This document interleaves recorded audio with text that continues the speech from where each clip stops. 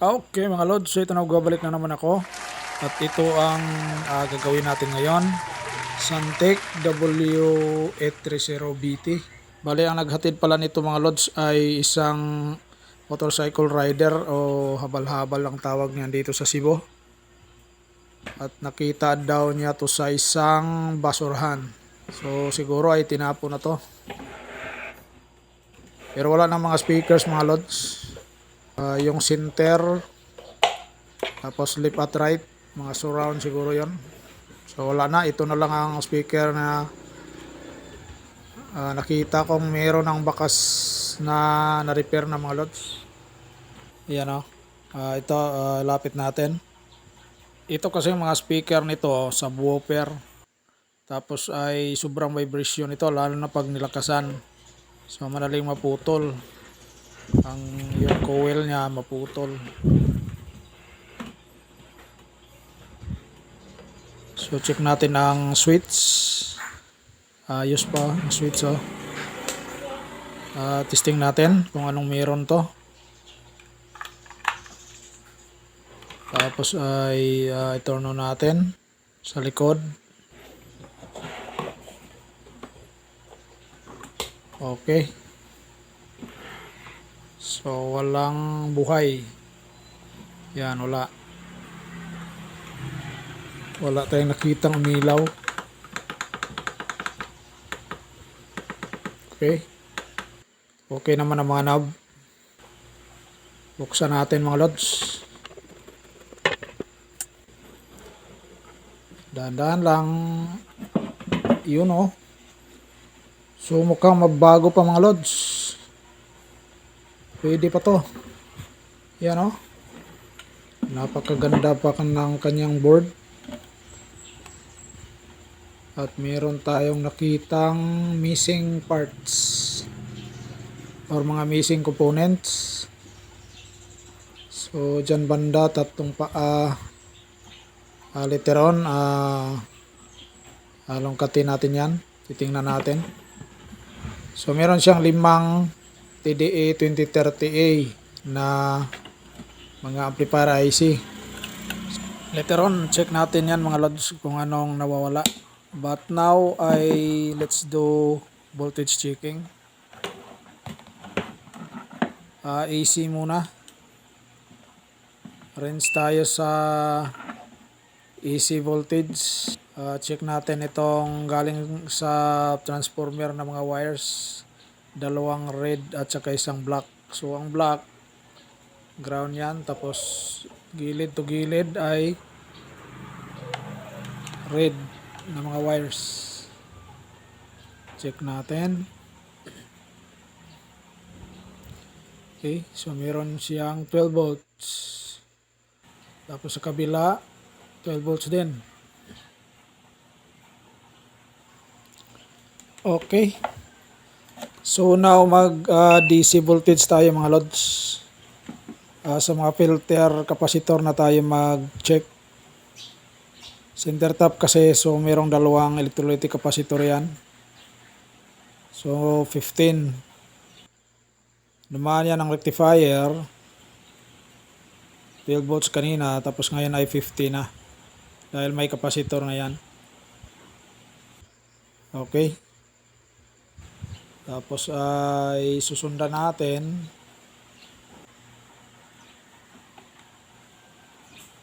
Pupunta sa mga nawawalang resistor.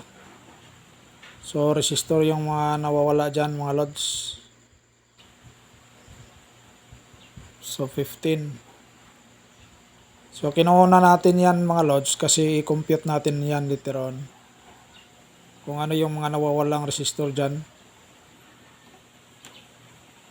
As of now, kuha lang muna tayo ng DC voltage. Ayan. So ito ay positive 12 tapos ang kabila ay negative 12 volts. So from 15 dapat ay ma-breakdown into 12 volts, positive at negative. Tapos dito sa may auxiliary na supply. May 12 volts, yun 11.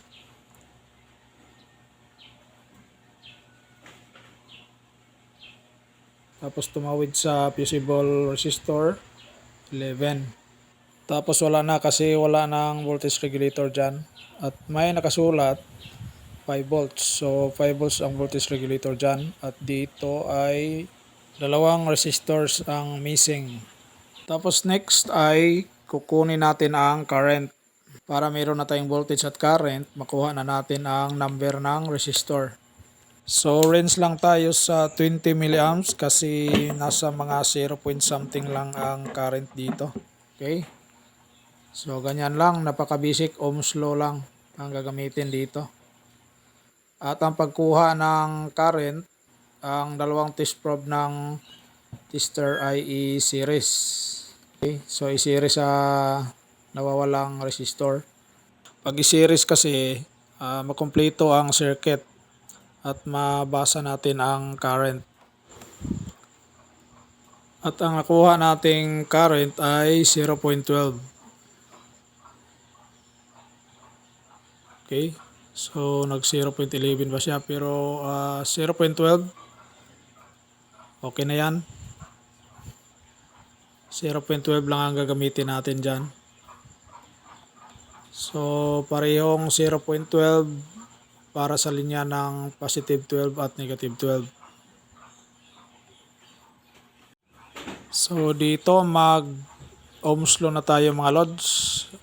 R stands for resistance equals voltage over current. So ang nakuha nating voltage kanina ay 15 volts. Dito. Oh, tumutunog ah. So tumutunog siya mga lods. Ang ibig sabihin niyan ay good ang kanyang amplifier IC. Ang dalawang magkatabi na TDA 2030A. Kasi kumpleto ang kanyang supply. Tapos mayroon siyang speaker. Kaya ay tutunog talaga. At proceed tayo dito sa sinulat natin. Over 15 volts over 0.12 ang nakuha natin kanina. So equals 125 ohms. Pero ang 125 ohms mga lods ay mahirap nating mahanap ang resistor na yan. Kaya ay pwede dito ay adjust lang tayo ng mga 150 ohms. Pwede ring 180, pwede ring 200 ohms or 220 ohms. Ang importante lang kasi dito mga lods ay makakuha tayo ng mga kahit 11.5 to 12 volts. Para lang mapagana natin ang front panel kasi ito yung nagsusupply doon sa display. So since wala akong 125, 120 at 180 at 200 ohms na resistor, ito lang gagamitin natin mga lods. 3 watts na 220 ohms. Bago, so ito lang yung available ko dito. At check natin kung 220 ohms ba siya. Okay. So 219 ohms. Okay.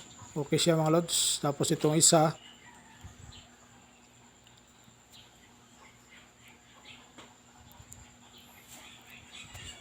218.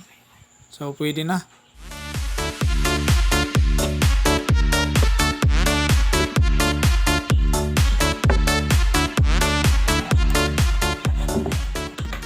So ayan na sila mga lods. Naikabit ko na.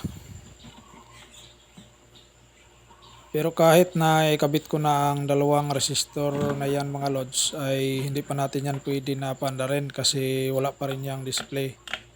Need pa tayo ng voltage regulator na nawala. So ang tatlong amplifier dito mga lods ay dalawa para sa surround tapos isa para sa center speaker. So now check natin ang voltage ng positive 12 at negative 12 na may resistor na. Kung anong voltahe ang mabasa natin. So negative 11 para sa negative 12 volts. Tapos sa positive ay 7.5 na lang. So bakit nag-drop siya mga lods? Kasi ay nakasupply siya sa front panel. Kaya ay bumagsak siya into 7.5 na lang. Instead of 12, naging 7.5 na lang. Pero ang sa negative mga lods ay steady siya. Negative 11.5. Tapos silang dalawa, instead of 24 volts, naging 19.1 volts na lang. Okay lang yan mga lods. So ito yung ipapalit natin, 7805 na voltage regulator. At ang terminal dito ay in, ground, tapos out. Then ganito ang position niya dito sa board.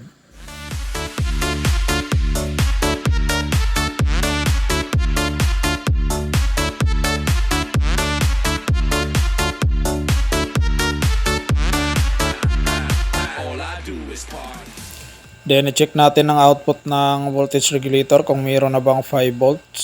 So okay, may 5 volts na. Yan. So tingnan natin dito sa harapan niya. Sa front side. Angat natin ang camera kung may display na ba. Ayun oh. So mayroon na, naka-bluetooth. May display na siya. So yun lang ang kulang.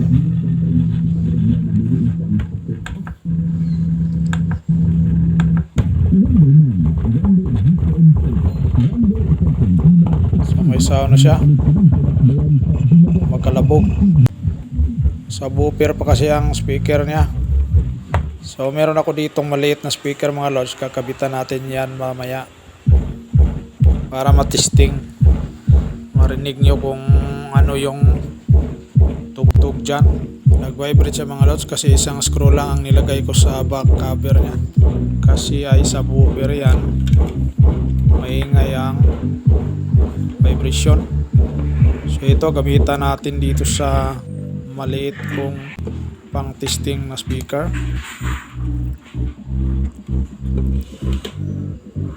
Kung anong music ang tinugtog dyan.